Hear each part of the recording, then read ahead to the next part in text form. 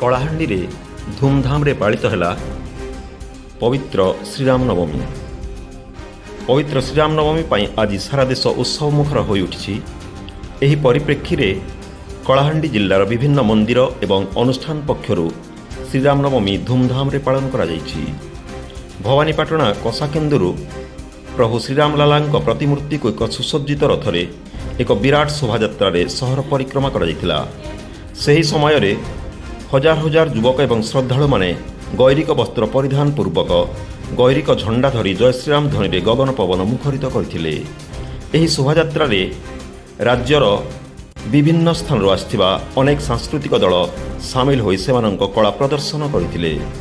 ସେହିଭଳି ଜିଲ୍ଲାର ଜୟପାଟଣା, କଲମପୁର ଏବଂ ମଧୁମାଧବ ତୀର୍ଥରେ ମଧ୍ୟ ଧୁମଧାମରେ ଶ୍ରୀରାମ ନବମୀ ପାଳନ କରାଯାଇଛି, ଯାହାଫଳରେ ଏକ ଭକ୍ତିମୟ ପରିବେଶ ସୃଷ୍ଟି ହୋଇଛି।